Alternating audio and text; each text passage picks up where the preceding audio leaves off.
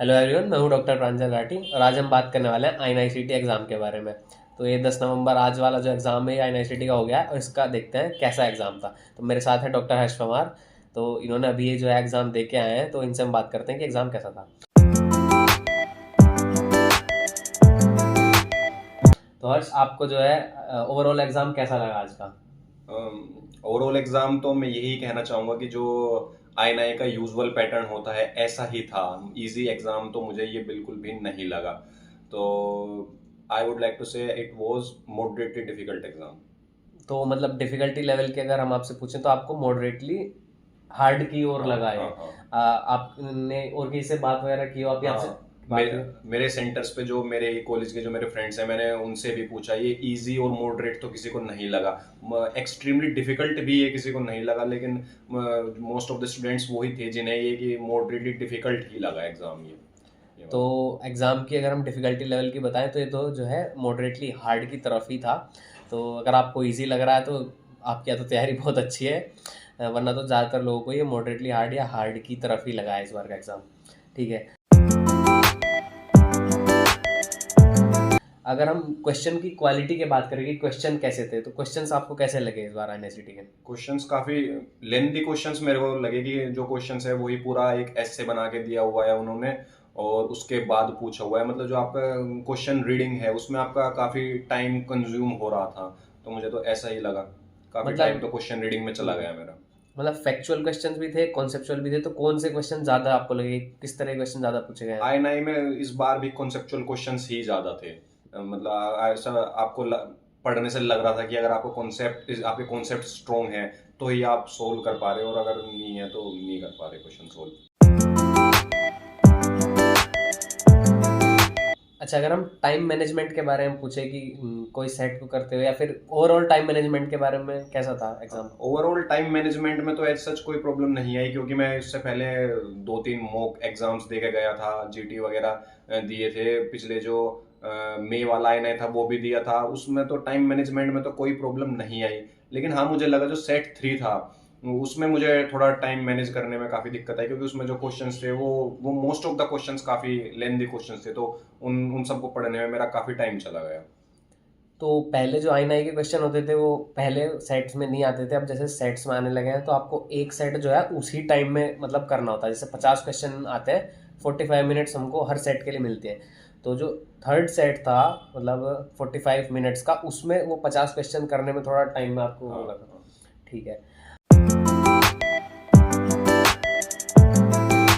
अगर हम subject focus की बात करें, मतलब जैसे हम देखते हैं कि एक तो क्लिनिकल सब्जेक्ट होता है, पैरा क्लिनिकल, तो इस बार आई में कौन से सब्जेक्ट की प्रीडोमिनेंस आपको लगी ज़्यादा?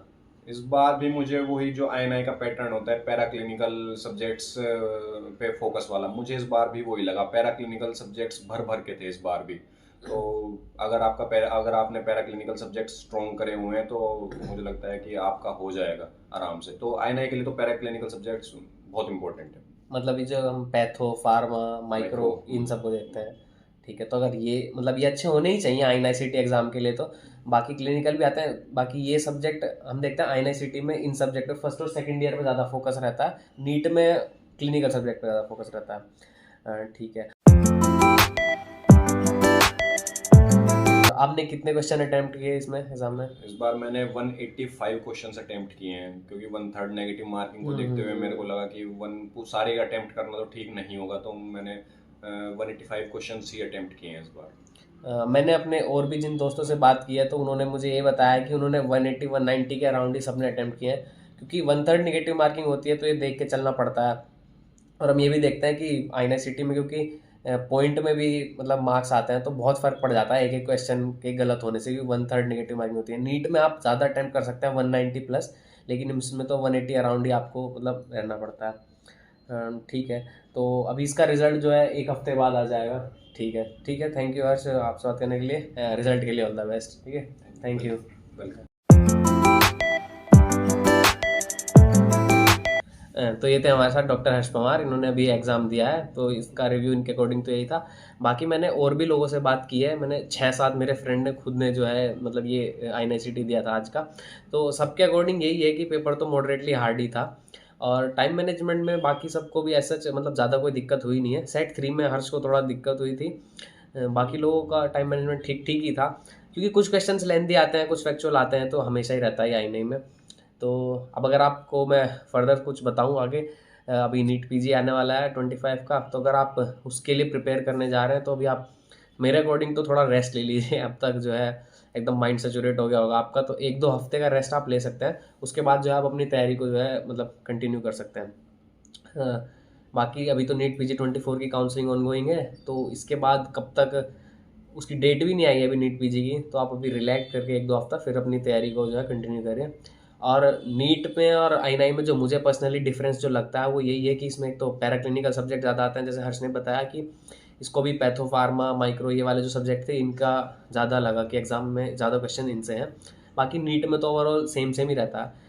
बाकी ये भी कहते हैं कि कॉन्सेप्ट जो है ज़्यादा एनआईसीटी में पूछे जाते हैं, नीट में जो है फैक्चुअल ज़्यादा पूछे जाते हैं, लेकिन इस बार जो 24 का नीट एग्ज़ाम था उसमें तो कॉन्सेप्ट ही थे मतलब ज़्यादातर क्वेश्चन में।